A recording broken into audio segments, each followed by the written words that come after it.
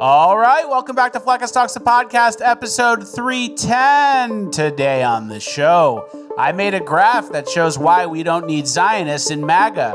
Then, a new program is giving Dearborn residents $4,500 cash for every baby they have. We're going to tell you why that's not good. Then in Cringe of the Week, a 7-foot-tall man just won a women's powerlifting contest. Who could have guessed that? And last but not least, in Urban Decay, bad kids are terrorizing cities across the country. We'll go over the details there. All this and more. It's Fleckis Talks, the podcast, episode 310, ranked the best news podcast of all time. Because words are just words until action actually starts. And actions speak louder than words. But at the same time, words speak louder than actions because sometimes it's the right thing to do. Very cool. Very cool. It's Fleckis Talks, the podcast, featuring Richard Grabwood.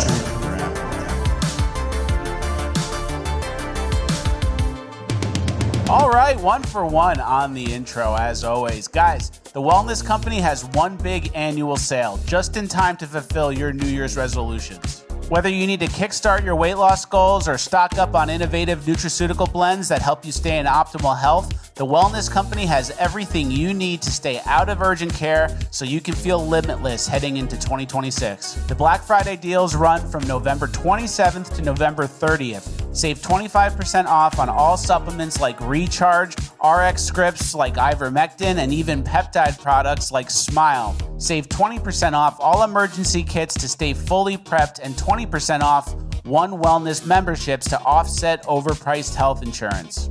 All of the well care you need, digitally ordered and delivered to your door. This is the best time of the year to save on all of your favorite products and a perfect chance to give nice holiday gifts to family and friends. The sale is only 4 short days, so take advantage and stock up. Head to twc.health/Fleckis and enjoy amazing Black Friday savings. Discounts applied at checkout. That's twc.health/Fleckis for up to 25% off site-wide.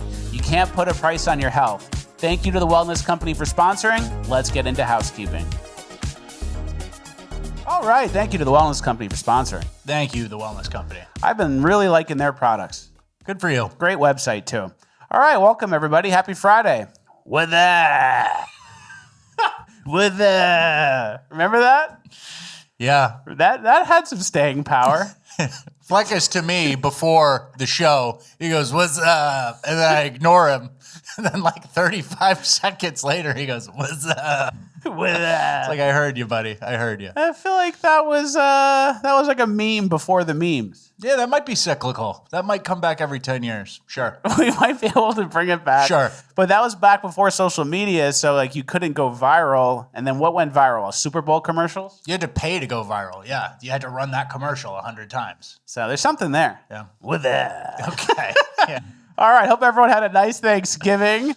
I saw this meme I thought was funny. I wanted to start the show off with that. It's Tucker and Kat Von D, but it's a pretty funny title. Me showing up to Thanksgiving with a girl who weighs my dog at the vet. She's not even the vet.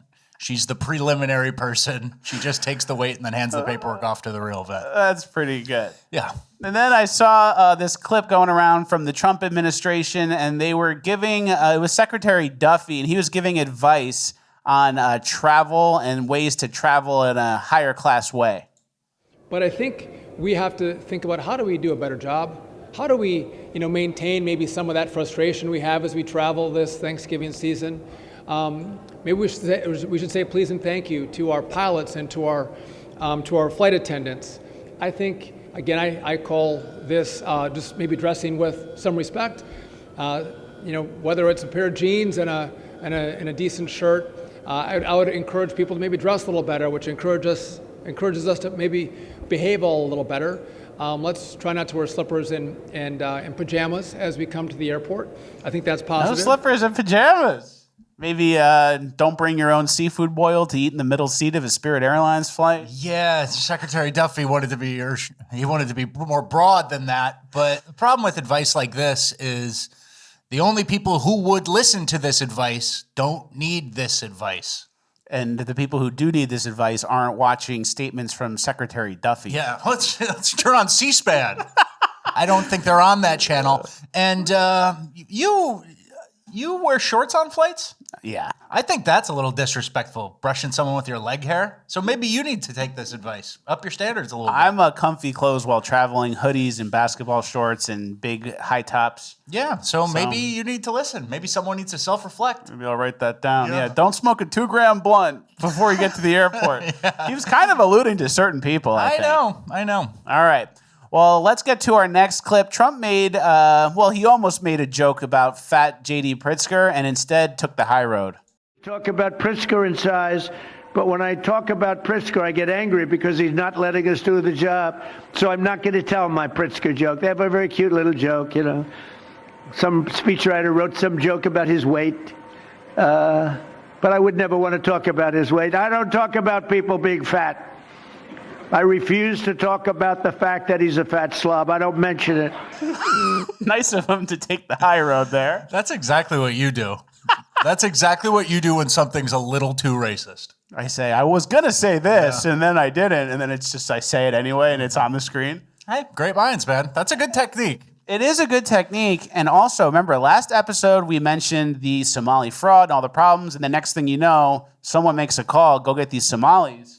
Hey, Trump could be a show watcher and getting stuff from us a little bit. Speaking of that, I don't want to get too far ahead of ourselves, but the rumor is the Trump administration is sending in ICE and Border Patrol into Minneapolis next. So, thank you. Anything else you want President Trump to do? Free ice cream. I don't know. What can we ask for? How about a gift bag? Yeah. What could only we get, you know? Because other people are clamoring online for these same things. So we do need a test that it's coming from us. We should make a very specific demand. Yeah. That's a good idea. Or maybe a Christmas gift bag with a bunch of Trump stuff. Yeah, just personal. Just for us. Don't try to better America. Just personal. Yeah. All right, let's get to our next story. Gavin Newsom wasted $450 million. Yeah, Gavin Newsom spent $450 million in taxpayer dollars for a new 911 system. They just announced they're scrapping it because the design was a total failure. $450 million down the drain. The only thing New Scum excels at is wasting tax dollars on bad projects. All right. Yeah. Sometimes, I was going to say, sometimes I lose money in shit coins and I kind of feel bad about it. Yeah? $450 million. Yeah, you can bankrupt yourself personally. I could still be fine. I could get back in the batter's box. Yeah, swing away. Yeah, I don't know if your relationship with money is very healthy. Also, I don't know if this is very helpful when you're New Scum and you kind of go heavy-handed with the rhetoric, because then like someone can see this and like disregard it, and then they don't even get to the second or third sentence where he wasted $450 million. A genuine problem. I'm not reading that tweet. Yeah, that partisan hack. Yeah, and then so also maybe Libs of TikTok needs to chill out a little bit. We'll chill with the editorializing. Yeah. And then keep in mind, California spends over $10 billion a year for healthcare for illegals, and they're also in $1.6 trillion of debt. Yeah, and we got that the rail system that's a total boondoggle. Mm-hmm. Boondoggle? Is that a good word? That works. They're wasting money on that. A lot of scrapped projects in California. Yeah. But some of the contractors, they do make the money. You know, the people who started the project, they go, you still owe us. Yeah. Project's done, but you still owe us. So everyone gets paid and then there's no deliverable. Yeah. Makes you want to post a boomer meme to Facebook about it. Democrats suck. What's up? What's up? Democrats suck. All right, let's get to our next story. Our next story is actually sad, so tighten up on the energy. 2 National Guardsmen were shot on Wednesday, and they died. Very sad. We have an overhead picture of the shooter. Yeah.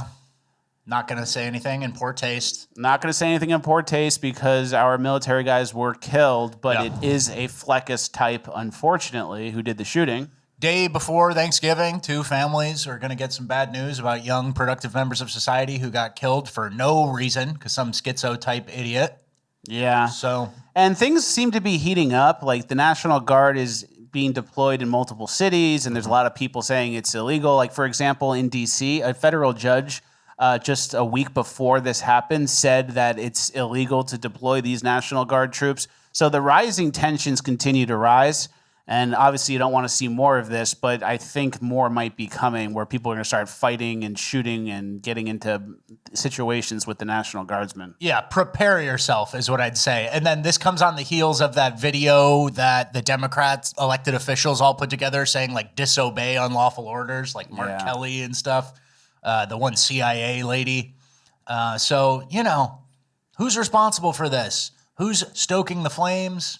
But yeah, the violent rhetoric and stuff, it actually translates to real world shit. So we'll learn more about this guy as it comes out. But yeah, keep an eye on that. And also maybe avoid whenever there's like tensions like protesters versus National Guard. Maybe stay away from stuff like that. for sure.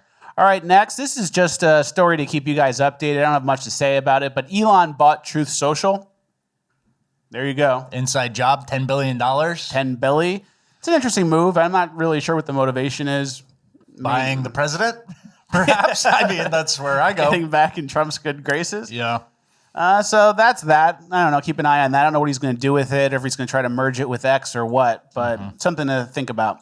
Next, I saw a clip from Vivek, and I wanted to show it early in the show just because I really don't agree with it. He wants to do school all year round. Parenting more affordable by making school year round and going till 4 o'clock instead of 3 o'clock so you don't have to pay for childcare. It's like every kid's like, shut up. Shut the fuck up, Vivek. And it's kind of like we've been talking about where certain types treat America like it's just a GDP machine. Yeah. So like, oh, you know, kids spending time with their families in the summer and going to a lake vacation. Nah, keep them in school from 7 to 4 all year round. Yeah, you know that feminized place that talks about gay shit all the time and has scolding women teachers in charge of your kids? We need that year round. That'll have no effects. There's this certain energy like mom and dad both need to work long hours and we need a state mandated babysitter because GDP goes up or something. And there is an angle where, okay, I get it. Some people might like this a little bit, but post World War II, America, we got so far ahead of everybody. We earned the right to enjoy ourselves a little bit. Riding your bike with your friends in the summertime. Hot dogs. Football camp, fireworks show, time off, a trip to the lake house. All this shit we're entitled to from the blood we spilled for World War II almost, and then the post-industrialization like head start that we had, where it's like, we're not competing with Chinese rice field farmers or anything. We're a first world nation who's ahead of everybody else, has the lead. We don't need to go to school year round. Very true. It's Indian energy, Indian striver energy. Right? Yeah, you become doctor, go to school all year round. Yeah. And it's like you said, more too. testing, more tests, constant tests. It's like you roughhouse, like there's more dimensions than academics for an American in my mind. And, you know, kids still do structured shit in the summer, football camp, all that type of stuff. It's just like this weird babysitter. And unless it's one of those things like, oh, Americans should have public transit everywhere. And it's like, but we have repeat offenders terrorizing it all the time.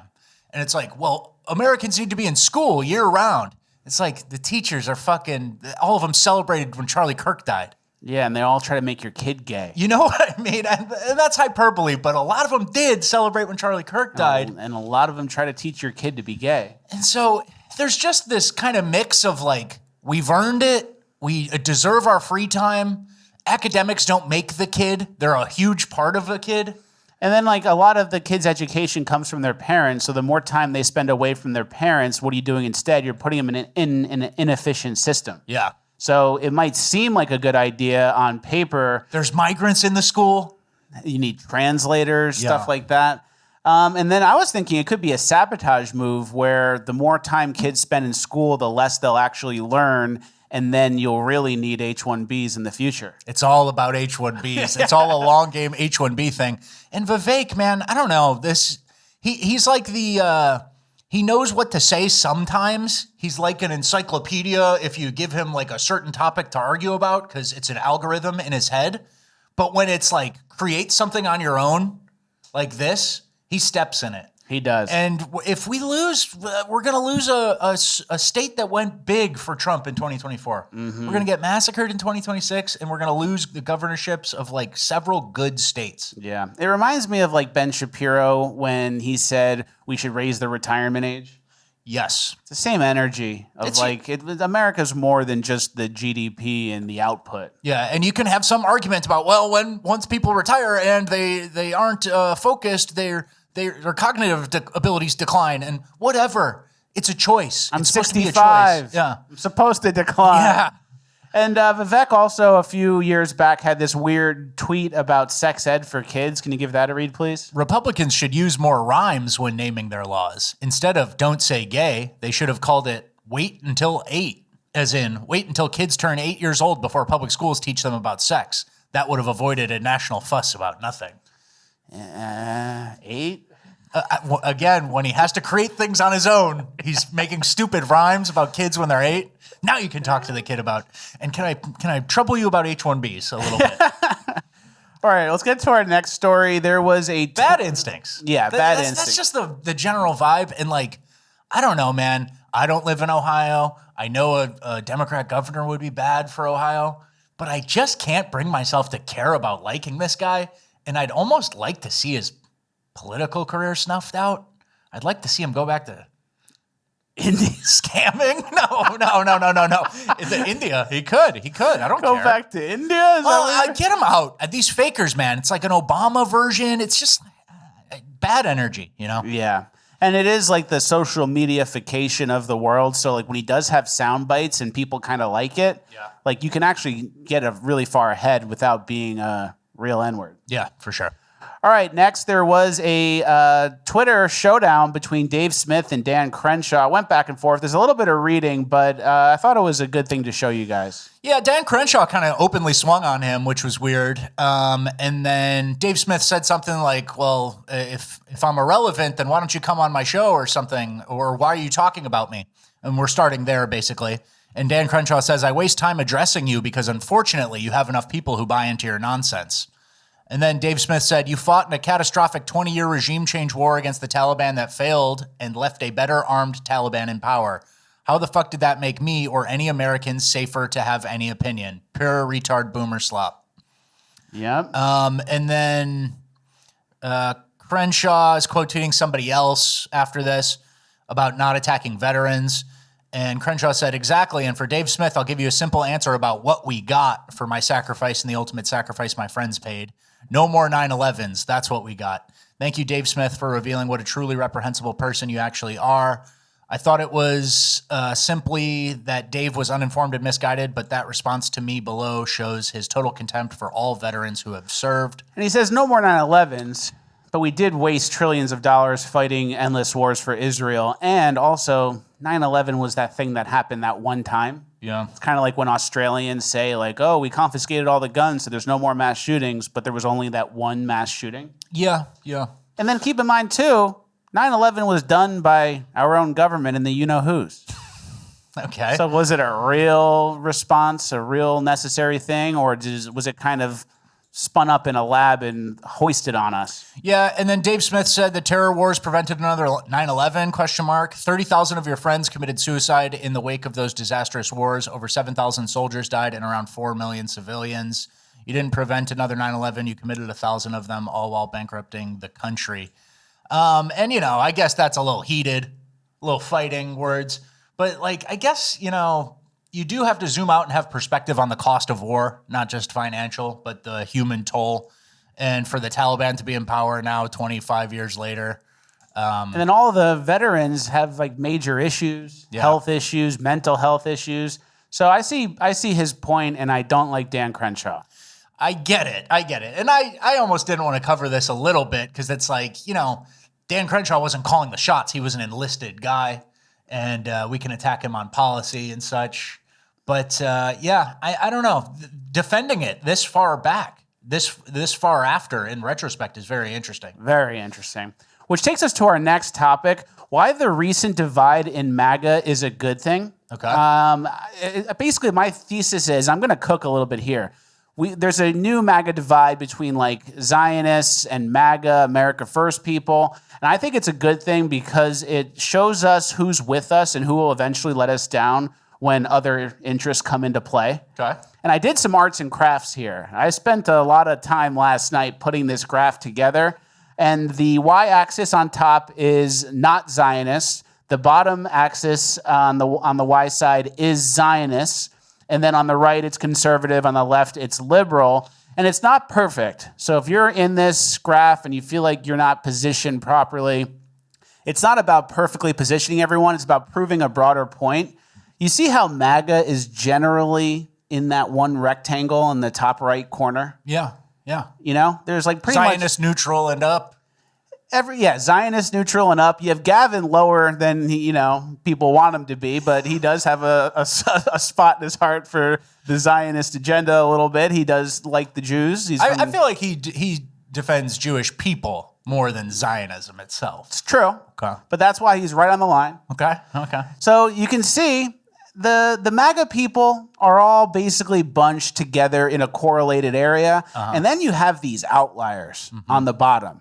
And you see everyone on the bottom? Yeah. And then those are the people who are trying to tell us what MAGA is and what America First is and why Zionism and MAGA go hand in hand. But they're all outliers on the bottom at the 10 out of 10 Zionist lane. Yeah, totally. Isn't that crazy? Yeah, is that Dave Rubin to the left of Jeffrey Epstein I see on the bottom left? Yeah.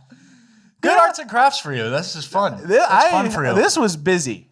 Yeah, no, and I totally get it. And I feel like a lot of the bottom right, they don't do a lot of convincing or arguing for their point. And obviously they do engage in arguing.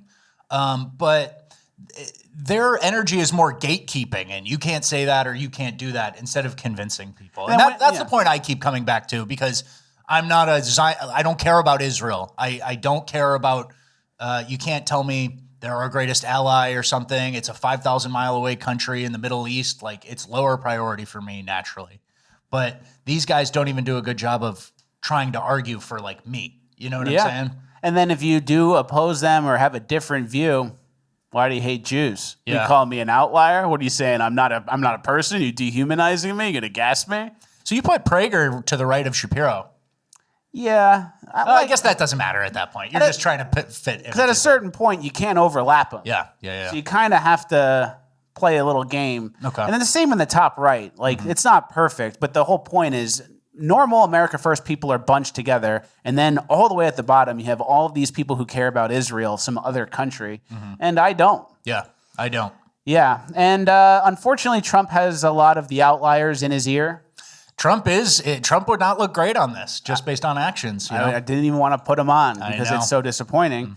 But I heard there are some shakeups coming. Apparently, he's thinking about firing Susie Wiles, which would be great. But we're running out of time. We'll see. Yeah, and then you make one more mistake where you appoint someone who disappoints you too, and that's presidency's over. Yeah. That's basically how it goes. Exactly. We're running out of time. Anybody else you want to point out on here? Tim Pool is not as far left as this. I think on certain things, but come on, give him some credit, right? Put him on the right. So I think he's like more on the left, like libertarian type, or was. Same with Joe Rogan. It's not perfect. Okay. Officer Tatum, he used to be like on the line. Yeah. And then he went recent events.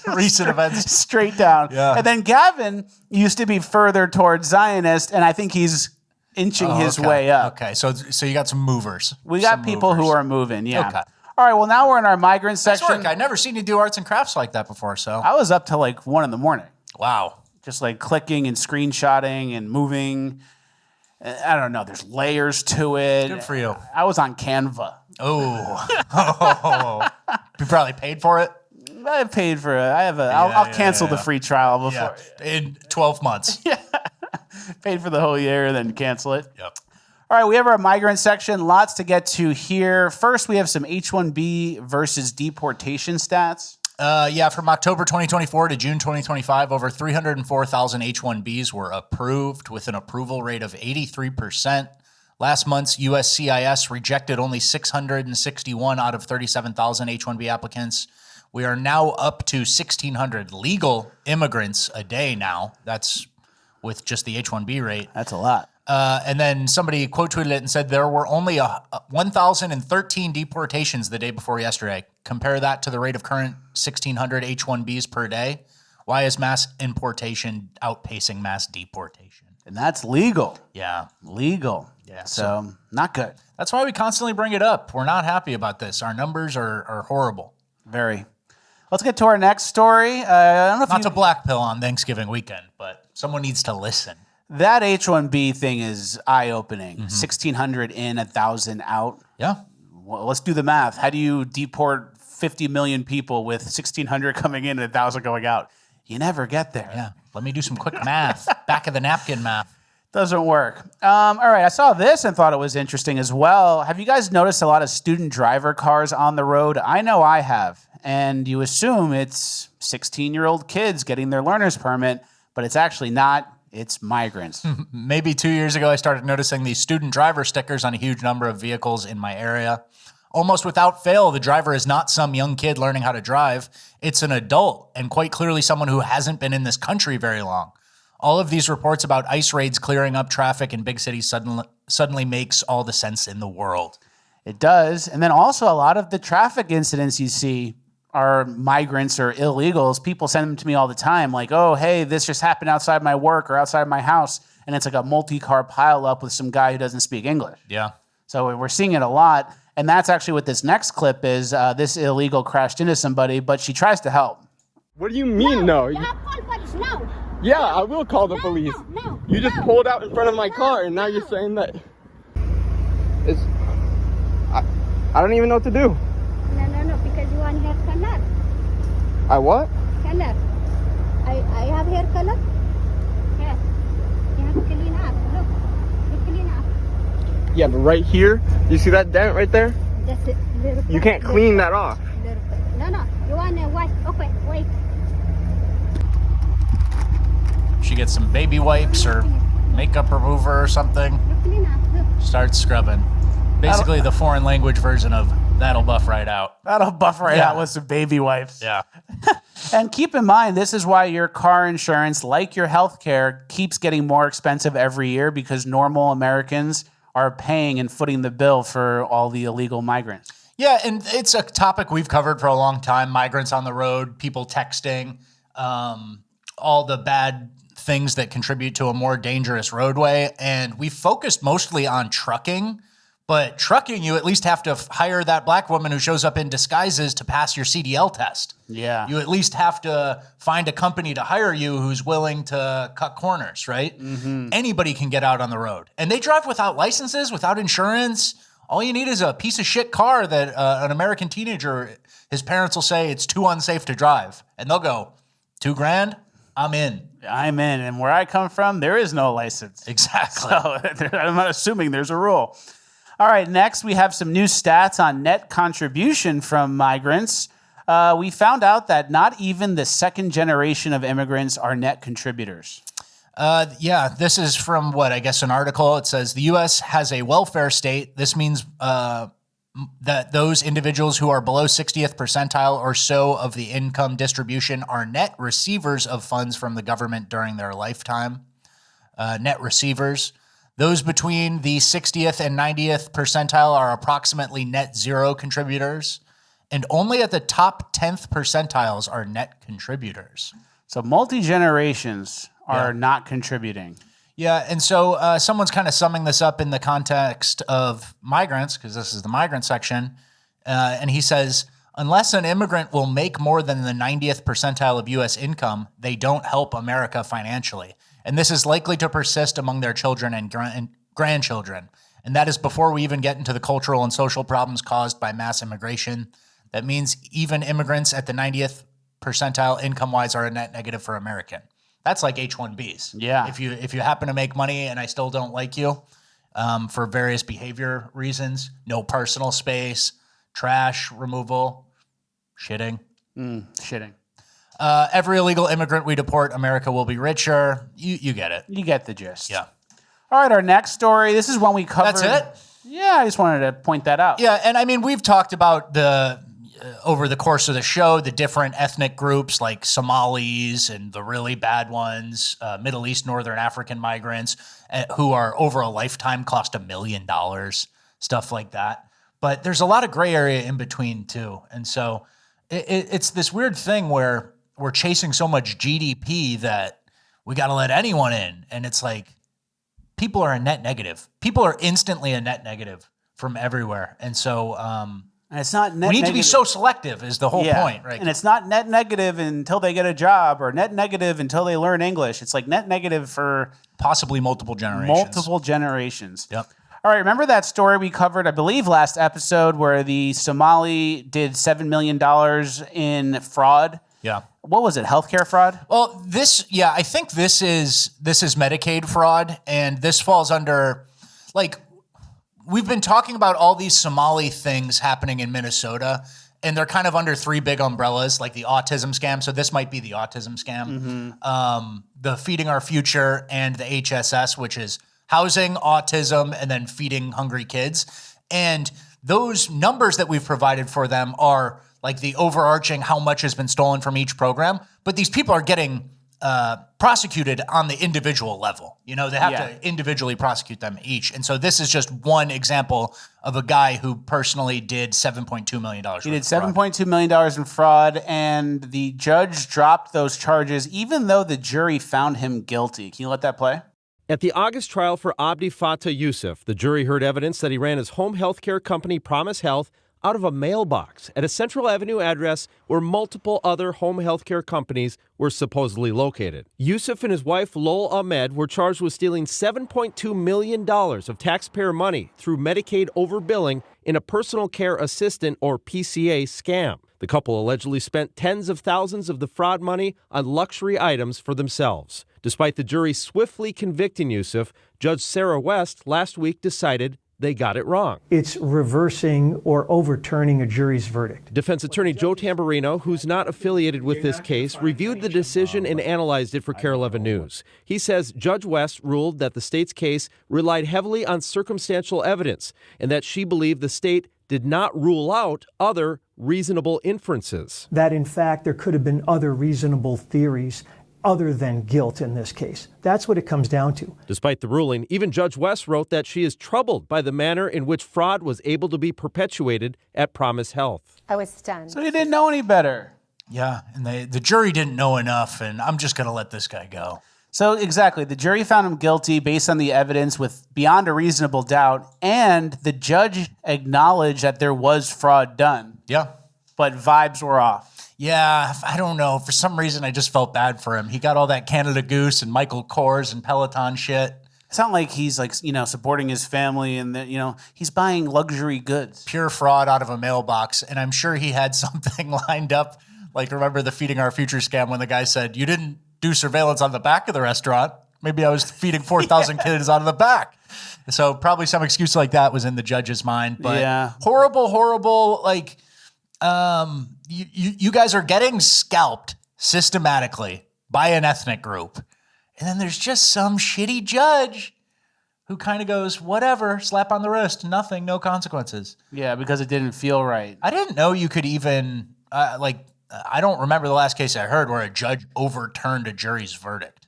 Isn't that like the whole point of the jury to not ever need to do that? Yeah. Why is the judge there? Like, why did it go to a verdict? And then there was like an interview with the jury, someone on the jury, and they were like, yeah, it was a pretty clean-cut case. Like, it was very obvious and deliberation was easy. The jurors were mad that they had wasted their time, basically. And there's a tweet that kind of sums up this whole thing. It's the one judge rule is kind of how it's called. Yeah, this is from Political Math on Twitter, and he says, America lives by the one judge rule. If one judge says you're allowed to steal money from the government, no one can touch you. If one judge says this obviously dangerous guy should be set free so he can go set innocent people on fire, too bad. I guess we'll just have to live with people being set on fire. If one judge says that order is illegal, then that's the end of it. If one judge says, I think schools should mandate masks, then he gets to overturn state law. All you need is one judge and you can get whatever you want. Process be damned, consequences be damned, rule of law be damned. The judge will never suffer any consequences for this, for his or her decisions, and you will have no avenue to fix it. Too bad.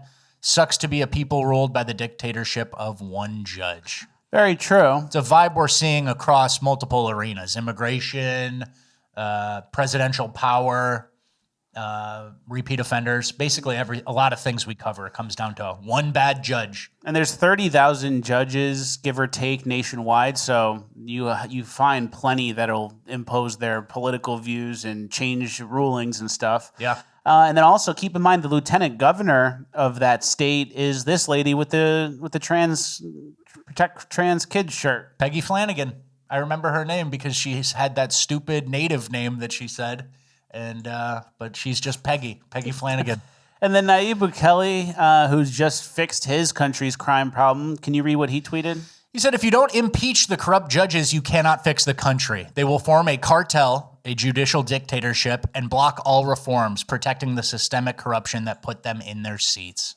Very true. And then keep in mind as well, if you zoom out bigger picture, the whole migrant mess we're in, it was started in a way by some rogue judges in specific states. Yeah. For example, in California, 1994. Can you read that? Yeah, in 1994, California voters approved Proposition 187, an initiative designed to discourage illegal immigration and save taxpayer money by denying public benefits to illegals. However, Jewish judge Mariana Filzer struck it down.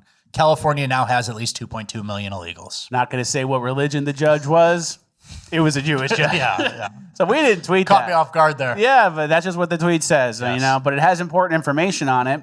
And that's kind of how it's been going, where you have these rogue judges. Everyone in California passed Prop 187. They all voted and said, we don't want money and funds going to illegals. And then a judge goes, you don't know any better. Yeah, some words were a little off, or, they pick away at any reason to make it not applicable. And all of a sudden, the will of the people is snuffed out by the will of a person. Crazy. That's a good line. It's a very good line. Will of the people, will of the person. Snuffed out by the will of a person. There you go. And it's not going to get better anytime soon. Like we mentioned in the intro, in Dearborn, they're now giving $4,500 cash to anyone who has a newborn baby. We all know who lives in Dearborn. If you had a baby as of November 1 or are currently pregnant, you are eligible for up to $4,500. I would just have to be a kid. Dearborn RX Kids is finally here. We worked for this program for over 2 years, and if you're pregnant now, had a baby after November 1st, you're eligible. Dearborn produces more babies per capita than any other city in Michigan, roughly 1,700 babies, which is why it's important that this program is live and well right here in the city of Dearborn. We're fucked. And it's cash, and I don't know if I've ever heard of a city ever doing this before, like a local municipality. It would be cool if it was a normal American city. Yeah, this is what you do, and this is what you do to incentivize births, not when you're ahead of everybody else already because you have all the Muslims. Now they're going to hit the NOS and really take it to the next level. Yeah. So it's like that would be a great government program if we lived in a homogenous society. And it's like, oh yeah, have more kids. Here's $5,000, or every kid you have, 25% off on your taxes. Yeah. Not for the Muslims. Not for fucking new people who just got here because they took over city council. Yeah. Let's get to our next clip, which is about this as well. There was a wise Indian man who had some comments about what happens to your country when too many Muslims come and the population increases. There's 200 million Muslims living in India. That's the second largest Muslim population in the world. And you're saying that wherever Muslims live, there's if Muslims become more than 30%, that country is in danger. That sounds like hatred. That sounds like language of hatred. It's easy to say hatred. I'm being kind to them by not letting them come to India. Article 14 of the Indian Constitution guarantees the right to equality, as you know, for all persons living in India. I can tell you that's a misinterpretation of Article 14. Article 14 guarantees equality of equals. I'll give you an example. Are all people not equal? All people are not equal. Muslims do not deserve equal rights to apply this. There's no such thing as equal rights. They're not in an equal category. Hello, base department? Yeah, let's get this guy over here. Let's get 1.1 billion of these guys over here. Equality is not for equals is a good point. Yeah, I guess so. Because when you live in a society where everyone's equal, like a homogenous society, great. But when you bring in people from other countries and third world places and different cultural values, different religions, you can't give those same rights because they'll take advantage. Yeah. Totally. And we have some stats here. He said whenever your Muslim population gets above 30%, your country's toast. We have some city Muslim percentage population stats here, the top 5. Yeah, Hamtramck, Michigan, 60%. Dearborn, Michigan, 55%. Paterson, New Jersey, 30%. New York City, 9%. And Chicago, 5%. Yeah. Not good. And they're giving the money away. What do you think is going to happen next? Yep. Pretty scary stuff. And then, like we said a few minutes ago, ICE and border agents are reportedly about to surge into Somali-dominated communities in Minnesota after massive fraud was exposed. So that's good on the other side of the peninsula. Sure. All right. A little bit of good news mixed in with the... Are they going to deport? Are they even here illegally? Who, the Somalis? Yeah. I think more of them are than we realize. Yeah. Because I keep seeing numbers about 80,000 Somalis. I keep hearing 80,000 in Minneapolis. I'm like, that doesn't sound right. Yeah. It sounds way worse. And there's going to be people who have expired visas, mismanaged shit, people who are on some sort of visa where they then committed a crime and it's like reason to remove them. Mm-hmm. It's the equivalent of putting a magnifying glass up to some old texts and being like, let's look at this again. Good point. All right, we're going abroad with our migrant stuff. First, there is a new proposed law about to hit the UK. The UK government urging to introduce knife tax to reduce violence and save lives. That should help. They'll be bludgeoning people pretty soon. There'll be no hammers. Yeah. So hopefully a knife tax will stop people like this next guy. This mindless migrant type stabbing a windshield and then a storefront.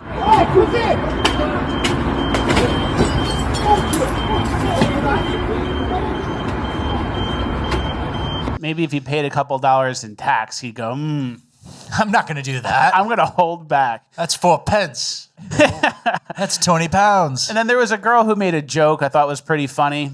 She said, it's not safe for a woman to travel alone in non-European countries. Okay, explain why I get more harassment in London. Very true. Yeah. That's what happened. Because those people are here now. And then the BBC, they had a poll done asking if multiculturalism is working. And listen to the numbers. Twain shall meet, unfortunately, on this one. We do have to bring you our vote because you have been voting in the text and online vote today. So here is the result. Is multiculturalism working? Here is what you told us.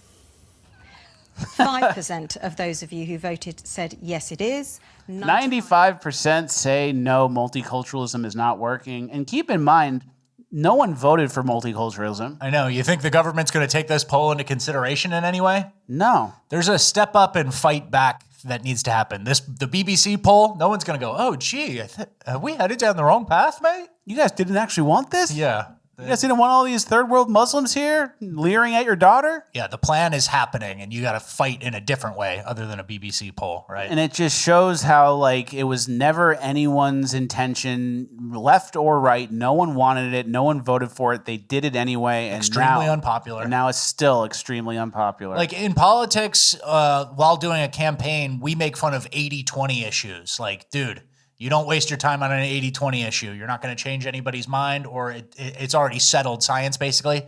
95-5 is fucking crazy. It's criminal. Yeah. It shows how criminal it was. And then next, we're going to Australia. This guy confronts a street shitter. Brother, what are you doing, cuz? Cuz, what are you doing? Sorry? What are you doing? What do you mean? What are you doing, cuz? What are you fucking doing? This is Australia. I know. Don't fucking shit on the ground, you fucking pig.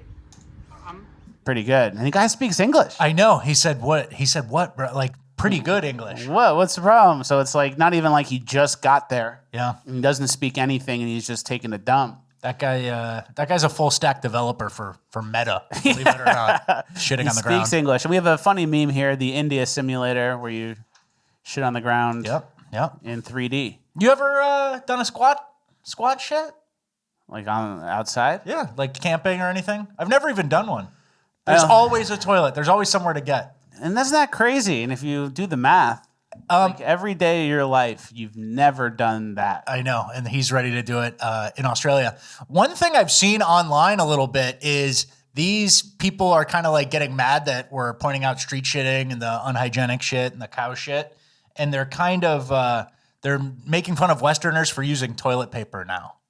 They think that's disgusting. And it's like, brother, I've seen you guys do the squat shit and then just pull up your pants. Nothing is done back there. Yeah. So I don't know, new line of attack. And it's similar to the people who argue that eating pizza with your fingers is the same as shoving rice down your gullet.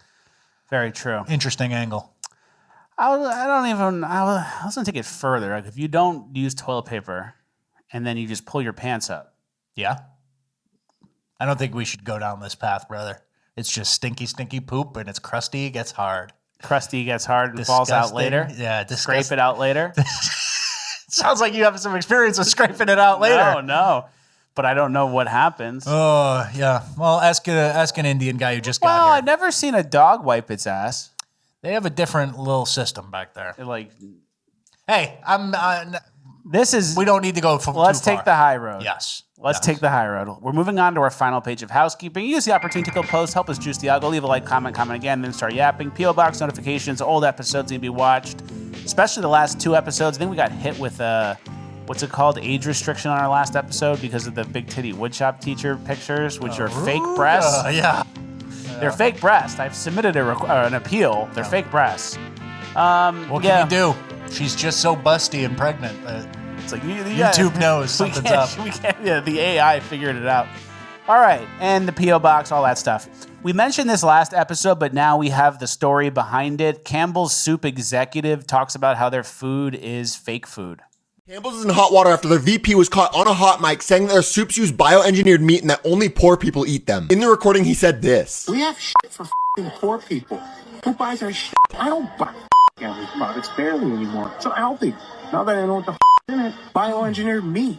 I don't want to eat a piece of chicken that came from a 3D printer. If the vice president of the company... Pretty interesting. Yeah, bad. Fake meat. So everyone keep that in mind. This is just a public service announcement. Yeah.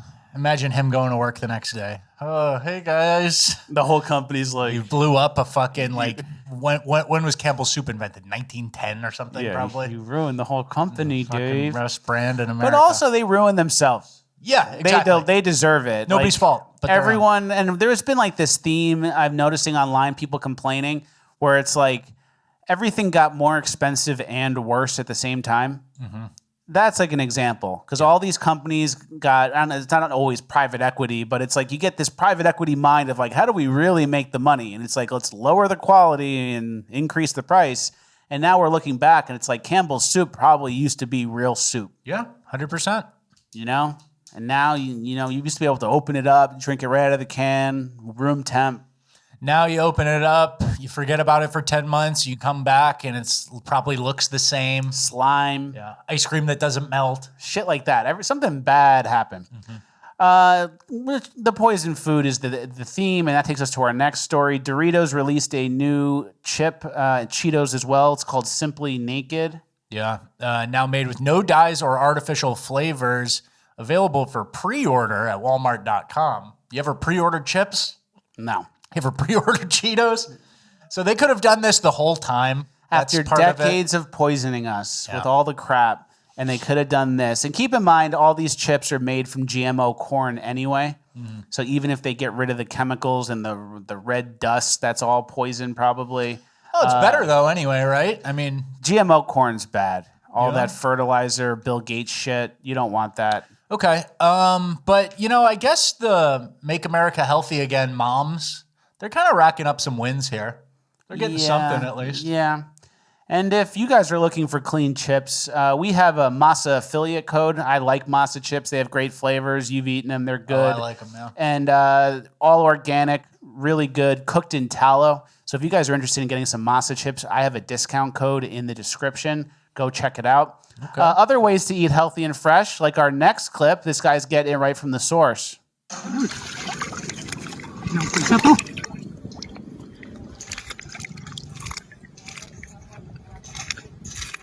Eating a shrimp out of that thing's mouth?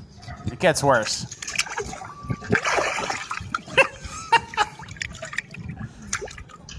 Nothing better than eating shrimp a fish already ate. Yeah. That's how you know it's fresh. The eel did the research. Yeah, the eel. Disgusting.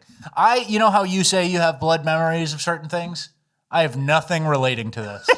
Nothing at all. I have nothing about eating raw, catching an animal and biting it. Yeah. I don't think about that at all. Mm-hmm. All right, next, this guy makes cloud disappear with a homemade device. That cloud up there just grew. I have that in a bucket of water. This is what the whole Wilhelm Reich thing was about, why he had that attached to water. Okay? Good cameraman, stays on. Okay? I have 6 crystals here. That's not going to be in water now. I'm going to put this on a hyperlapse after. You can see for yourself. It's not going to go in there. 2x speed. Right. No grounding. the pipe off the ground. Put a hyperlapse on there.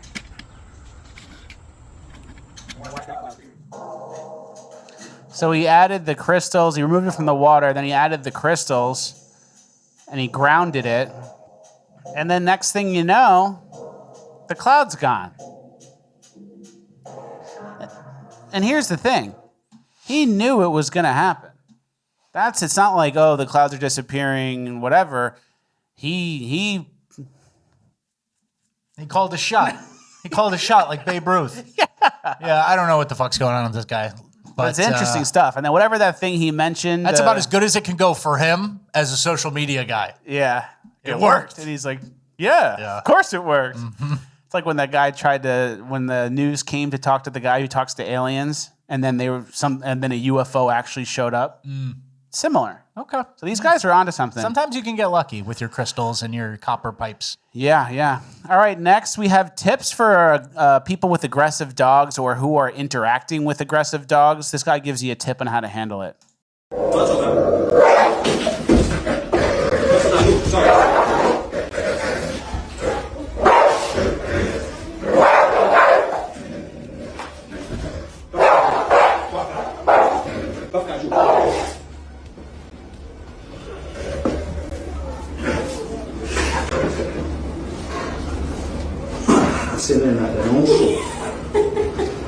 Calma, viu, gente? Aqui tudo combinado. We can fast forward a little bit to the end. Puts him on the table, takes the thing off. So the advice is, if there's like an aggressive dog trying to kill you, you take the muzzle off and you pick him up. Oh, yeah. Smart. Thank you. That's where we're at here? The cloud seating and then the pick up a pit bull? All right. Good final page, man. Well, that's the end. Well, it's Friday. We're on vacation. I know. You're wasting my time. You're wasting my vacation that wasn't time. bad. You take the muzzle off and you pick the pit bull up. That's the lesson. That's what the guy said to do. It's my least favorite dog. It's my least favorite kind of dog. And when they're aggressive, it's like, what's even the point? What's the point of having this dog if they have that in them? You can kill somebody. Yeah. Oh, he defends your property. It's like, well, do you have property to defend? Or are you living in a small 22,000 square foot house and he's just with the kids all day? Yeah. And then property to defend. And it's like, all right, well, out of the 100 times someone comes to the house, whether it's the AC guy, the mailman, the Amazon, the FedEx, the plumber, the home invader. It's like home invader is like 1 out of what? 1,000? 100,000. Depending on where you are. Yeah. I've never had a home invader. Could be 0 in your whole life. All right, something to think about. That's the end of housekeeping. We're now moving on to Cringe of the Week. All right, our first clip of Cringe of the Week is this miserable leftist talking about how to interact with your transphobic uncle during Thanksgiving. No, thank you, Uncle Mark. Try again with kind words, or we're going to take a break from this conversation. We use the names that people tell us, remember? No, they are telling you who they are. You just need to use your listening ears, friend. Did they give you trouble about your new hairline or your veneers or your LASIK? No. So you can mind your own body. Got it? Got it? This is why women shouldn't have phones. Shouldn't vote? Shouldn't have phones or vote, but if you didn't have a phone, they wouldn't know about trans issues, illegal immigrants wanting a better life, and they wouldn't take Tylenol just to get back at Trump while they're pregnant. Yeah, true. Stuff like that. They could just worry about their sourdough starter. That would be nice. But yeah, this tone, this energy, people start wondering why Gen Z men are trending in the hard right direction. And it's like, these are the people who they spend time with a lot of times. These are the teachers. And they never really convince them of anything, but they do use this tone towards them. It's very true. And they police the high energy that you have in class. And Vivek wants her to teach year-round. Yeah. And then there's a tweet that goes along with this that sums it up as well. Yeah, we've shown this before on the show, but women's rhetorical skills evolved to scold children, and every speaking role women are allowed to hold becomes scolding. It's very true. And like the way she was talking is how some people speak to a child. But to be honest, I don't even like speaking to a child like that. Yeah. Because a lot of times children can't even understand what you're saying, but they go off the vibe. So it's like, you want to put this back and you want to clean up the room. And they don't even like hear the words because the the constant, what's the concentrations? Inflection. The inflections are all off. Yeah. So like you're talking just in energy and vibes, and the kid doesn't like hear the words correctly. So I don't even like talking to kids like that, but that is what she's doing. Yeah, I agree. I actually just saw a video recently of a little French baby, and he was like doing baby babbling, and he sounded French. Yeah. So like they do. You're right. They do pick up on it, but it's confusing though. This is like daycare woke, kindergarten woke, where they kind of just tell you like juice time comes after the nap, Timmy. It doesn't come before, and they're not really explaining why or how you should change. It's just like almost lecturing you, treating you like a child. And again, I don't think this wins anybody over. It's just like a policing woke scold. Yeah, no, Uncle Mark. Yeah. Uncle Mark. Yeah, meanwhile, when the Muslims start doing their next phase and getting violent, Uncle Mark's going to be the one who's prepared. Yeah, Uncle Mark runs a, small business that brought in $3 million last year. I think he can choose who he calls a lady or not. Yeah. So it's just someone with no life experience trying to tell you, hey, here's how the world works, Uncle Mark. Here's the rules. Yeah. And then Memetic Sisyphus had a great reply. This woman does this kind of, and again, we've done this in the past. People love doing skits. They love imagining scenarios in their minds. This is how it would go down. Yeah. I owned Uncle Mark when I was unopposed in my room pressing record. But this woman does this type of content. And Memetic Sisyphus said, I actually love this account. No one demonstrates progressive ideology being little more than daycare workers' poorly thought out rules for society quite like her. It's why bringing up stats or ethical/philosophical considerations is largely a waste of time. Very true. Memetic Sisyphus is a great follow, and he just got retweeted by Elon Musk the other day. Good for you. Happy for him. And then it's kind of funny because he's like an anon account. Yeah. And he's friends with us, but that's something you would be like, look, to your real friends. So all you got is us, Memetic Sisyphus. Nice job. Congratulations. And then this lady who did the skit, she was also part of the Women for Kamala group. And here's a clip from her during the 2024 election. As white women, we need to use our privilege to make positive changes. If you find yourself talking over or speaking for BIPOC individuals, or God forbid, correcting them, just take a beat. And instead, we can put our listening ears on. Same energy, listening ears on. I thought this was like a satire at first. I had to look up if this is a real person. And then, God forbid, correcting a BIPOC person. Yeah, but your uncle at Thanksgiving, be as abrasive as you can towards him if he doesn't believe the man can be a lady. God forbid you correct a BIPOC person. We know more than them. We have to constantly... Backwards and upside down. We have to constantly correct them. We're their only hope. And then I saw this. This is like a historical... this is what should go on her. This is a historical contraption for people like this. The Scold's Birdle. In medieval times, the Scold's Birdle was used in parts of England and Scotland as an instrument of punishment for women whose harsh chiding was a source of annoyance to family or neighborhood. It was fastened upon the head and having an iron part that fitted into the mouth, rendering speech impossible. Uncle Mark, bridle her up. Bridle her up. Pretty good. That energy has the potential to radicalize more young men than 50 million migrants. That energy has the potential to radicalize more young men than a 70-time repeat offender who lit a white girl on fire on the CTA. Very true. It's just, people don't even know what they're doing damage-wise. Yeah, very true. Next, we have a trans story, the one we mentioned in the intro. There was a trans powerlifter who won a powerlifting contest, and I believe she's 7 feet tall. She is a dainty little lady. Congratulations to Jamie Booker, who has won the world's strongest woman competition in Arlington, Texas. The fact that Jamie is a biological male with a massive physical advantage over the actual women competing shouldn't detract from his well-earned victory. And that was Pierce Morgan facetiously congratulating. Here's the podium video where the second place woman, real woman, is a little upset.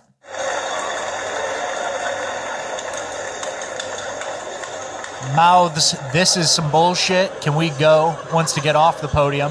Should be on the first place.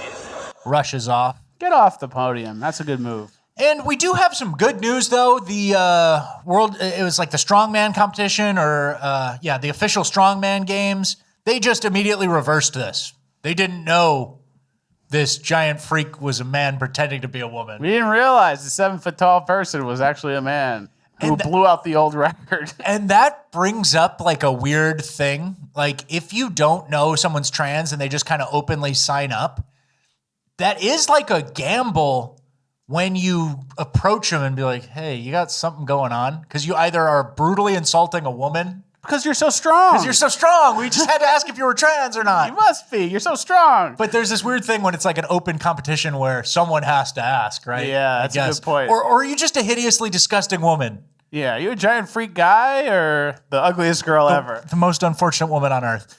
But yeah, so I said they reversed it. They reversed it. They reversed it. They're like, all right, we don't want any part of this. We're vacating the victory. We didn't know. Then people were defending on Twitter still. Like some guy said, I love how these people pretend they were very interested in women's powerlifting otherwise. Yeah, we don't care. We weren't. But we're trying to help. Yeah, it's like an obvious thing. It's like unfairness anywhere is a threat to fairness everywhere. Or there's something like, yeah, I don't have to care to point out what's retarded. And no one stepped up and stopped it. Yeah. So now we're talking about it. Yeah, I love how these people pretend they were otherwise interested. And it's like, I'm interested in this woman who was pissed off getting like the right thing done for her. That's it. Yeah, she should go confront Eric Swalwell or something. Yeah, I wouldn't have cared about the Auburn-Alabama game if Auburn didn't return that kick 108 yards in the last seconds. You know? There's like, things make you care more after they happen. Exactly, bro. Yeah. All right, our next story is trans adjacent. It's not really trans, but it's interesting and it's a man being a woman. Can you read that headline? Yeah, unemployed son dressed as dead mom to collect her pension in Mrs. Doubtfire scam while hiding her body at home. Mrs. Doubtfire type shit. Yeah, look at that outfit. It looks pretty good. Committed to the bit. Yeah. I wonder how many checks he got. That's spooky. Okay, yeah. But if migrants and illegals and all these people are getting stuff and mom's dead anyway, no. Much like the Gavin Newsom wasting money does not mean you can waste money. Doesn't work. Doesn't mean even just though because migrants scam doesn't mean you should scam. All right, I tried. Let's have some honor. Yeah. All right, if that's you, we'll send you a shirt. All right. If that's you, Mrs. Doubtfire, and you're in jail right now, we'll send you a shirt. All right, our next story is a lawyer who overcharges white people. I love to overcharge white people and organizations and do pro bono work for black orgs. And that's just me being very blunt. I will give them ridiculous rates, and then I'll have like a nonprofit or a black org or somebody doing some work, and they'll be like, I've only got this much money. And I'm like, keep it. A white person just cut me a check. Let's do this for free. With liberty and justice for all. And she, of course, has a white husband. Yeah. Her husband. And it's a pretty low IQ move to make that statement publicly as a lawyer and on social media for all your clients and potential clients to see. And not just like you snuck by a statement. You knew there were cameras. You're on the couch for the podcast. And you still did it. Yeah, it's not Project Veritas. Yeah. Yeah. You're not on a Tinder date with a guy with a giant purse on the table. And it's also a pretty low IQ move to say they be like. I believe she said they be like in that interview. Yeah, that's my lawyer. She'd be representing me. I'd be nervous if my lawyer said they be like. That's not what you're looking for. And also there is a law, USC 1981, that prohibits racial discrimination when it comes to contracts and pricing. Wow. But she ain't read that part. Yeah, that's off the top of your head, right? Yeah, I knew that. Yeah. I just have like a legal scholar. Basically, Good Will Hunting. You guys ever see that? He's like that. Where John Nash, when he's like doing the math on the window and it just all starts moving into this realm. It's like that. Like I can read something once and then I just remember it forever. Yep. And that's why I read the Constitution all the way through one time. And now ask me anything. What's the Sixth Amendment? We don't have enough time. Okay. we are running out of time a little bit. Let's get to our next story. One of the Real Housewives of, I don't know, Atlanta probably. Yeah. Good guess. She was caught. You know that one. She was playing on a phone on loud and people got mad and then she had to talk to the police about it. On a plane, on a flight. Yeah. The lady who was sitting next to me, I was on my phone and the volume was up on the phone. And she turned to me out of nowhere and she said, so you're going to make me listen to that the whole flight? And I said, well, do you want to? And she said, no. And I said, listen to what? am I going to make her listen to my phone? Oh, okay. Yeah. So I said, This is before we took off. yes, even before we took off. So you guys were in Las Vegas when that happened? Yes. Yeah. The plane was on the ground? Yes. The door was shut? It was? Okay. No, the door wasn't shut yet. People were still boarding. People were still boarding? But you were texting me. When Oh, people okay, I were still couldn't boarding. tell. Okay. Okay. So she was like, you know, are you gonna make me listen to that the whole time? And I said, well, do you want to? And she said, no. And I said, well, it was a nicer way to say that. And she said, bitch, you don't tell me bitch. And I was like, Are you okay? What? I'm okay. I'm okay. And the girl comes up, are you okay? Are you traumatized after playing TikToks on your phone loud as hell and a woman rightly asked you to please stop? And then the woman was rude to her, because she was like offended by the tone in which the woman said, are you going to keep doing this? So the woman was rude to her when the other woman was rudely playing her phone on loud. Yeah, the circle of rudeness was answered with rudeness. And then like the second rudeness is the problem because she a black woman. Yeah, I'm on. I don't know if you know this, officer, but I'm on Real Housewives of Atlanta. Only I'm allowed to be loud and obnoxious. We play our phone loud, yeah. And she was in first class too. That's interesting. Like even at first class, you'd think there'd be like some first class. Yeah, wow, you would think that. And yet, no AirPods. And correcting or trying to get someone to stop doing antisocial stuff, if you do it in a way they don't like, even though what they're doing no one likes, you're wrong. Yeah. It's crazy how that works. Well, that's the end of Cringe. We're now moving on to Urban Decay. All right, our first story from Urban Decay. This guy is sad that he lost his EBT. Nelson Scott is on the verge of losing access to the Supplemental Nutrition Assistance Program, or SNAP. He is 38, not disabled, doesn't have any kids, doesn't go to school, and doesn't have a job. Those are just some of the reasons he is no longer eligible for SNAP benefits. How much did SNAP help you? It helped me a lot. I get $292 a month. The U.S. Department of Agriculture crackdown is led by President Trump, who signed the One Big Beautiful Bill into law in July. The government shutdown stalled the November 1st deadline for implementation. So we get it. $292 a month, which is $73 a week, which is almost double the $45 a week average. And that's who needs it. The single, no job, no career, no education, no kids guy with dirty dreads. And later he goes, well, give me a job then. Why don't you go caddy? One job, please. Yeah, why don't you go collect cans, motherfucker? And apparently, give me a job then. That's the type of guy who doesn't even know how to fill out an application. Then he wore his nice outfit. He wore like that, was it a sweater? You know, he's got a nice outfit on, or maybe it's a hoodie, actually. Yeah. No, it looks collared. He's got a collared shirt. He wore his thing, but then he starts the interview off with, it's bullshit. It's some bullshit, man. And he's a felon, and that's why he has a hard time getting a job. Well, then go back to jail. Yeah, I don't know. You get free food in jail. There's just a certain thing like, who are these programs for? And then 38-year-old man with no kids is literally the last person it's for. That's prime age. You need to be working, get a sales job, start hustling. You got nothing but free time, right? It's kind of crazy. Like if you can't get minimum wage employment, you really have the time to try some stuff. Entrepreneur. Yeah, you really have time to try some things like, oh, I'll do this. I'll stand out here. I'll sell hot dogs. Anything. The opportunities are endless because you have nothing but time. Hold up a sign that says, my mom's sick. I need money. Yeah, you're relying on the goodwill of the people through the force of the government right now. Maybe you could try the goodwill of actual people. And lie. Yeah. All right, next, this woman's... No. You recommended bad shit. That's bad. Every time. That's bad. Yeah. All right, next, this woman's resisting arrest at the bank. Repeater. What? Get out my face. I'm not arrested for nothing. Bank. Right by TD. They're coming up towards that one. What's up? I'm not playing with you. What's up? I'm not playing with you. What's up? Drop it. Drop it. What is wrong with you? She's got a bike lock. She doesn't seem like she's playing with him. I am not playing with you. You gonna push me, beat your ass. You better drop that. I want your head behind the counter. I am not playing with you. I don't give a fuck. Oh, bye. Bye. Bye.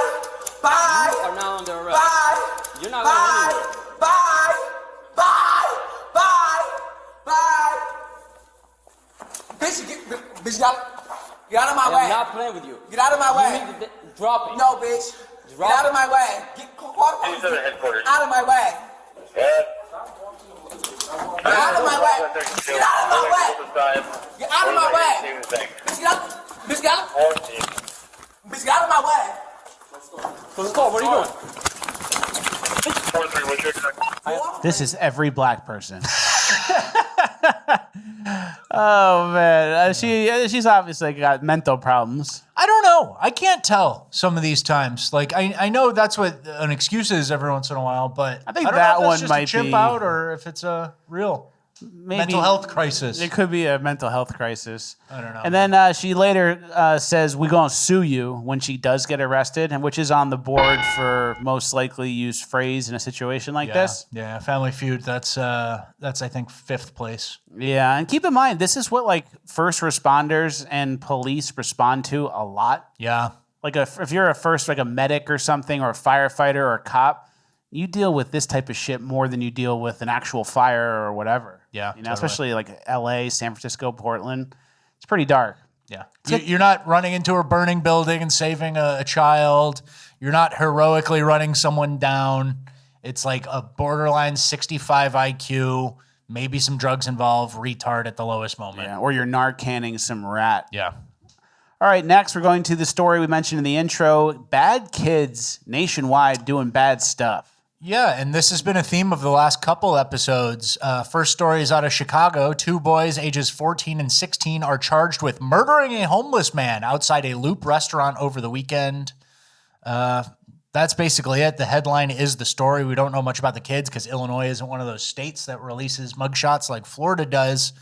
But basically, they just picked a homeless guy and killed him, apparently. And apparently, that's like a nice restaurant in a nice part of Chicago on the Loop. Oh, yeah. The Loop is a nice area, and that's where the Christmas tree lighting was, and the violence is encroaching. The violence is encroaching. Well, 14 and 16. You killed somebody? 14. When I was 14, I was like working out for football and like not getting a lot of muscle because I haven't like fully even hit puberty yet. Yeah. These people are killing them. Crazy. And our next story, I believe, is in California. Can you let that play? A lot of people freaked out about this story tonight. It happened, as you said, just a couple of blocks from the Hermosa Beach Pier. Right along the Strand is 11th Court, where there are surveillance cameras everywhere.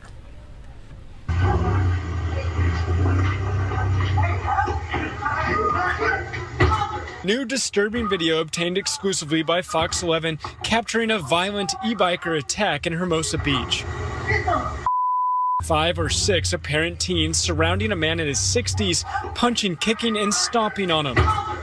Then taking off, believing the victim to be dead. As I'm parking the car on the phone with 911, I realize that it's a bunch of teenagers attacking one person. Matt Terrell is one of several. And they left him for dead. Yeah. They thought he was dead. Mm-hmm. Pretty scary stuff. Young kids, group pack mentality, following a leader, a henchman, 60-year-old guy. And they're probably not smart. They don't really know what the rules are. They know they're not going to get in trouble. And it's like the pack mentality where they're going to do whatever like the worst person in the pack is willing to do. Mm-hmm. Scary stuff. I'm scared of teenagers. Yeah, I mean, it's something. I could beat up any teenager, but in a group and they're reckless, I'm scared. Yeah, it's something to think about, you know? And how do you beat a pack of teenagers without like killing a teenager? Pepper spray season. That's true. Pepper spray season's back on for the teenagers. Yeah. No. Carry pepper spray for the teens. Next, Teens. Yeah. The teens. Speaking of kids, I saw this and thought it was important. Didn't really know where to put it. Libraries offer We Miss You, George Floyd book for kids to discuss the police violence plaguing our country.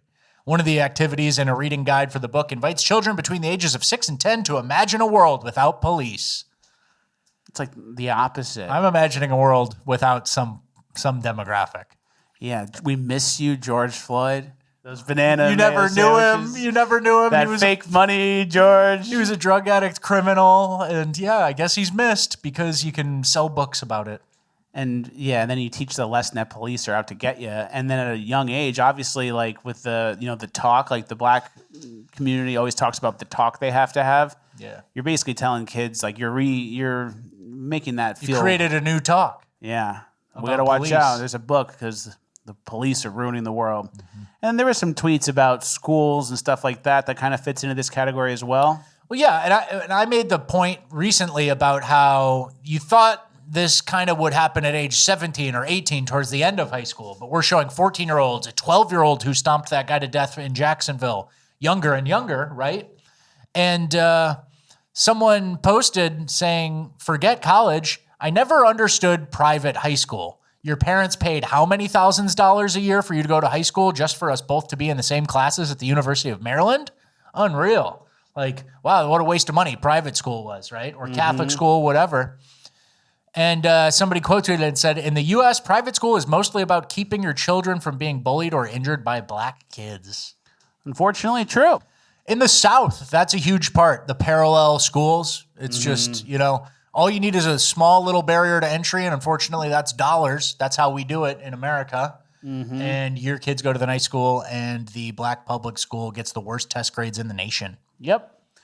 All right, our next clip, this is in Queens, New York. There's a bunch of kids doing bad stuff. I don't know if they're kids. They're like adults and kids. They were lighting cars on fire, doing really bad stuff in the neighborhood. And then a guy comes out kind of to defend his house. He has a bat, and he's kind of saying, stay off my property. And then they jump him. We can kind of fast forward in the beginning because it's just talking in the beginning. But eventually someone comes and sucker punches him. We'll start the video there. So they're doing a takeover. Yo, get him off the property. That's all. And the guy has a bat, but his wife's in front. Yeah, she should go inside. The guy doesn't want any damage to his house, but the pack, the mob doesn't like that.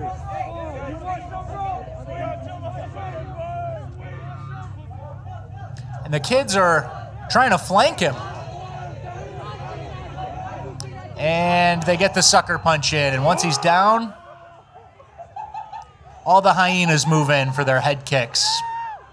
And his wife helplessly watches as people are on his property in hoods and masks, basically, stomping out her husband. And nothing is going to happen. No one's going to get arrested. No one's going to get in trouble. And it's actually going to get worse. This guy was appointed by Mamdani. He's one of the new guys. And listen to his plan about emptying the jails. Had a goal of 50%. How do we get this country to a place where we have 1 million fewer people in jail and prison? Now, as it relates to Manhattan, I think we can be a little bit bolder than that. We are a supposedly liberal city with a ton of resources and a ton of ways to support people outside of jail and prison. And so I've called for cutting the Manhattan jail population by 80%. And I'm the only candidate in our race who's made a pledge like that. And to me, if you're not making a numbers-based pledge, how are we supposed to hold you accountable once you win? Start playing the Batman music. A numbers-based pledge. So you're just picking a random number that jail should be less by. Not a good time to be working at the Nike store. What does this even mean? How could you even get there? It's not like there's a number of millionaires in the world or a set number of like how many people working at this place do we need? We need a set number. It's if you've done a crime, you go to fucking jail. The rules are there. And they're already not putting everyone who does crimes in jail. Yeah. And then on top of that, the people who are actually in jail because they really, really did a crime, you wanted to lower that percentage by 80%. It's the after. It's the thing that already happened. You're like looking into the past.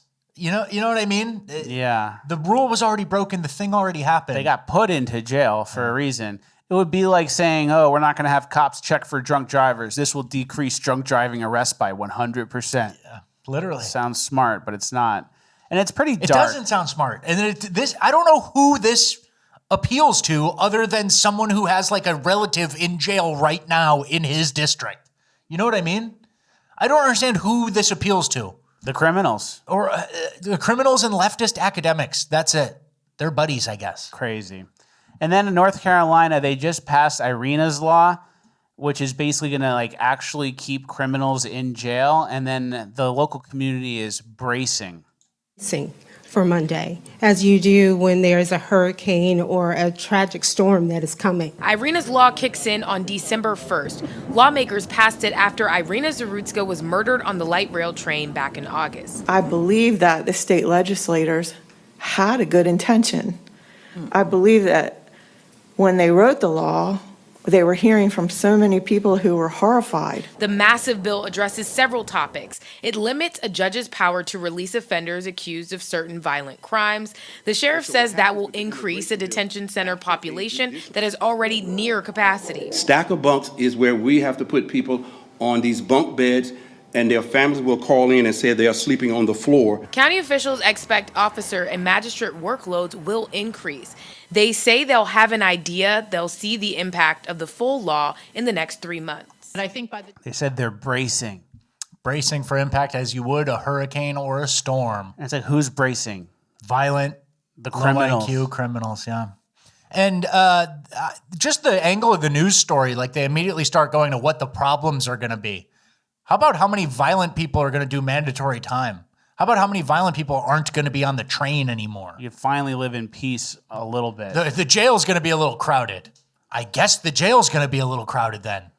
Do we like? There's this weird thing where the jail's crowded. Is that big of a deal? Some prisoners are going to be a little more uncomfortable. That's weird. That's low on my priority. Very low. And then all these ladies are getting together and they go, we got problems. That's the problem. All these women. And then, like we've been talking about for years at this point, when all these criminals keep getting let out, there's like a two-tiered justice system. It's anarcho-tyranny. And with that comes vigilante justice. This next clip, we have some locals beating up a criminal who was assaulting women. And listen to what they say after.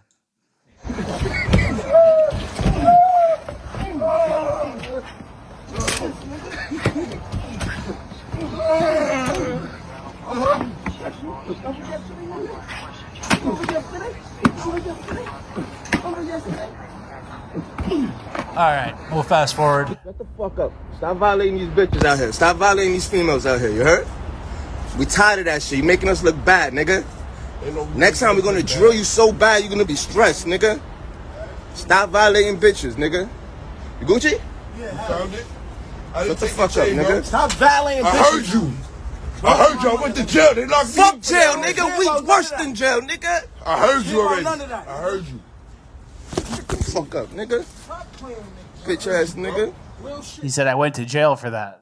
Like for 48 hours. And that counts as paying your complete dues. And he was spitting in women's faces, white women too. And these young men, these vigilantes, they said he was making them look bad. It's very true. Some internal policing from the black community. Yeah. Can't really support this, but it is nice to see a little bit. Can't endorse it. Certainly can't. But this, of course, is a reaction to... But if my thumb were to go up or down... You guys know where the thumb would go. I can't show you. I can't show you where it would go. But, you know, you can see that. No, we've been having some trouble on YouTube recently, but you know where it would be. You know where it would be. All right, let's go to our last story of Urban Decay. This guy gets the actual sentence he deserves. He put a gun to a 70-year-old woman's head and gets 43 years and starts crying. Is that 43 and a half years? I don't think there's any half. 43 straight, right? Bullshit, man. Ooh, get out of here, man. Get the fuck out of here, man. Bullshit, man. Fucking bullshit, man. That's fucked up, man. Bullshit, man. Feels good to see that. This is the brackish waters between Urban Decay and Uplifting Gold. Yeah, that feels good. I love when they finally realize, you know? And Yeah. bro, if your lawyer looks like this, you should expect the max, I think. You're not getting off. Yeah. So that feels good. There's one criminal going away, and he'll just be in jail for 43 years, basically the rest of his life. He put a gun to an old woman's head. Bye-bye. Bye-bye. Go to hell. All right, well, don't get too down or too depressed. We're now moving on to Uplifting Gold, and we have uplifting stuff today. First uplifting thing, look at our food spread for Thanksgiving me and Richard had. Isn't that nice? Didn't you enjoy that, Richard? Yeah, that was great. We had a keto Thanksgiving, which is a little gay, but we still ate good, and I smoked that brisket for like 12 hours. I didn't have keto. I ate candy. I ate tons of candy. We had short ribs and coleslaw. And the Lions beat the Packers 31-27. Lions beat the Packers 31-27. That was a good game, right, guys? That was a great game. And coleslaw, jalapeno poppers, brisket, short rib. I was busy. I was busy cooking. He just came over and ate. You know, like the story where the hen makes the bread and then everyone else wants it? What story is that? And the hen's like, where were you when I was grinding up the grain? Where were you when I was baking in the oven? And they were like, oh, I'm just a little mouse. I want the bread. There's a story like that. Yeah. I'm happy to play that role. Yeah. Every once in a while, I'm happy to be that guy. All right, next. And then you fell face first while you were holding the tray, and I saved the tray. You caught it. Yeah. Good thing you were there. Mm-hmm. All right. This was all yesterday. Yeah. Thursday. All right, next we have a shout out, a very cool shout out, skydiving shout out from the boys. Look at this. We're going to play this whole thing. Do they, Well, they jump, yeah. They jump? They're holding Fleckus Talks memorabilia. Homemade Fleckus Talks memorabilia. And whoever sent this said, hey, my husband and his friend did it. So we don't know their names. But we know their names in spirit.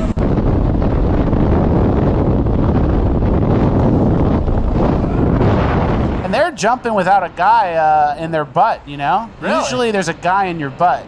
So these are real divers. These are real divers. And then let's see if we can zoom in. Yeah, here they go. Now they're holding hands. That's cool. And they try to bring it out. Good for them. That's so cool. Thank you, guys. Thank you, guys. That's our first skydiving shout out. Yeah. Ever? Yeah.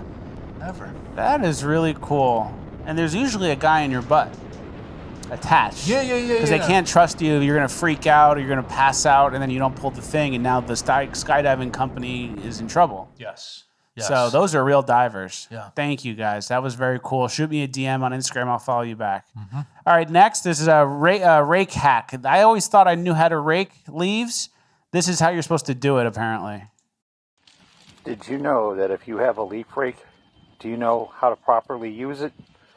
Most people go like this. That's not how you do it. You turn it over.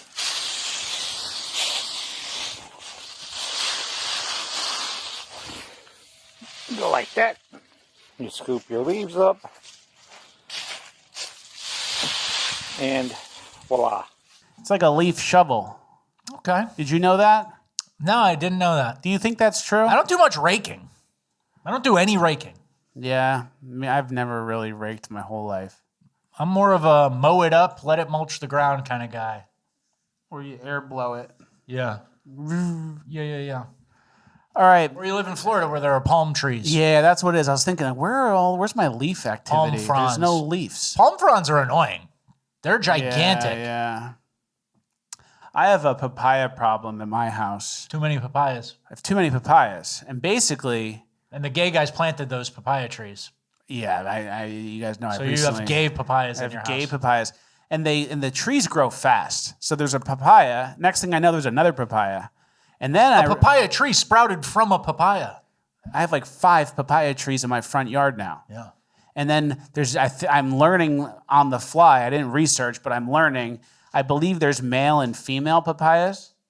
Because some papayas have these things that hang down, these little like wieners, respectfully. Okay. And then there's a female papaya plant, which is the ones that have the eggs. Okay. The fruit. Okay. So it's like you're either getting pollinated or you're the pollinator, to not be so vulgar. And I have both on my front yard, and now all these papaya trees are growing. And I swear, guys, in the beginning... So you have to get rid of the male then, so you can just have fruit females. You got to kill the man. The stem was this big in the beginning. Now it's this big, and I swear that happened in 6 months. Yeah, it's growing like Jumanji. And then next thing you know, there's like 2 more papaya trees right there. And there's another papaya tree right there. Yeah. And my front yard is papaya tree, papaya tree, papaya tree, papaya tree, papaya tree, papaya tree. Papaya tree. It sounds like a field of study. Papaya tree. I'm studying papaya tree. I'm a papyatrist. I'm studying papaya tree. So there's like a whole thing now where my whole front yard is like a papaya vineyard. And the problem is it doesn't even taste good to eat it. Oh, you don't even like them? I thought you were getting some use out of them. I never even tasted them. Oh. But it helps the animals around, and there's some turtles who live near turtles here. eat it, and then papaya seeds are really good for you. If you eat papaya seeds, it kills parasites. So that's cool too. Hey, chill out. That's that interferes true. with our sponsor. Yeah, that's yeah. That interferes with our wellness company sponsor. But you don't do that because there's probably fertilizer on it, and that'll fuck you up. Yeah, remember yesterday? Thanksgiving Day? That's a good day. That was yesterday. Felt good. All right, let's move on and finish this off. All right, here we go. This is a security guard tackle. This looks old to me. Did you just find this? I liked it. I don't A care. whole lot of gang shit, man. Hey, yo, boat gang don't got shit on me, cuz. Social media guy fucking around in a Dollar General, it looks like. Let me get through that.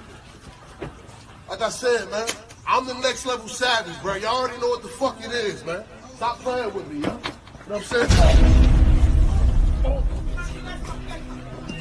Hey, yo, Phil, this a joke. Is this a joke? Is he pulling out handcuffs? I'm an Instagram comedian, man. It's a joke. It's a joke. All right, our last clip of the show. Let's finish this thing off. Pure Americana clip of the week. Let's finish this guy off. Yeah, Pure Americana clip of the week. This worker catches someone trying to steal his tools, and they hog tie him. This boy just tried to steal my 1-ton right here. Tried to steal his Out car. here moving trees, working hard. Had my guy try to come get my saw, and he came out and said my truck was gone. So boy hopped in my truck and tried to steal it. You picked the wrong one today, boys, didn't you? There you go. Hog tied. I like hog tying. It's pretty savage. Yeah. All right, that's Does the end that of count the as hog tie? Yeah, it's hog tie. We hog tied you up yesterday. No. No, you didn't.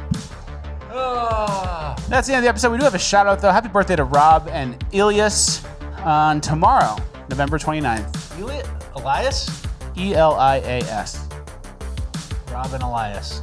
Elias. Elias. All right.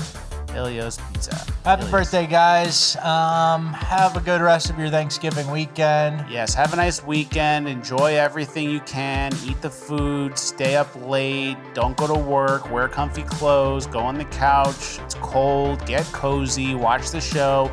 Watch the last 2 episodes. Catch the bugs. Always catch the bugs. Plant a papaya tree. And don't plant a papaya tree. Because it's like if you give a mouse a muffin, you'll have all these mice. That's the problem with the papayas. Yep. So if you're in the area and you want a papaya tree, I'll dig one out for you and we'll give it to you if you're a bonus lander. All right, thank you guys for watching. We will see you on Tuesday.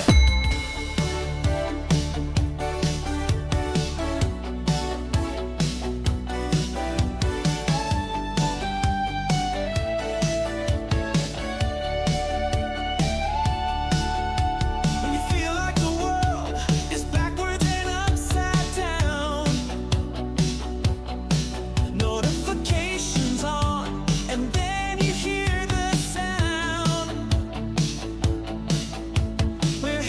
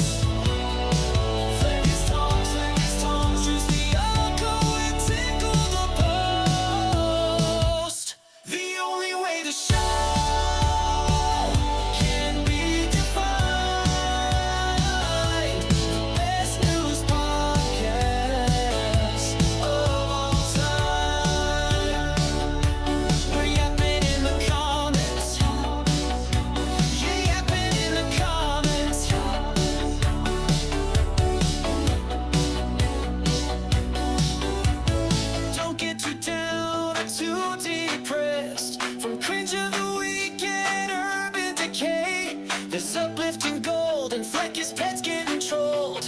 Coming up to biting your day. The only way the show can be defined. The best news podcast of all time. Best to keep the P.O. box full. We won't stop till the world is rid of all the pickles. If more Fleck's content is what you demand, then just make sure you're sub to bonus land. Fleck's talks, give it up to the world's best host. Fleck's talks, choose the ongoing tickle the post. The only way the show can be defined. The best news podcast of all time. We're watching old episodes. Yeah, watching old episodes.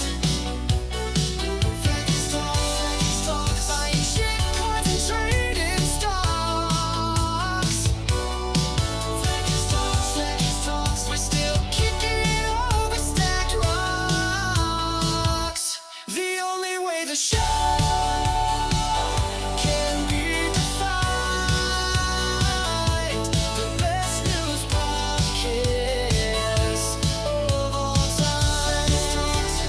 Words are just words until action actually starts. Fleck's talks, and actions speak louder than words. Fleck's talks. Bye. Bye. You're not gonna win.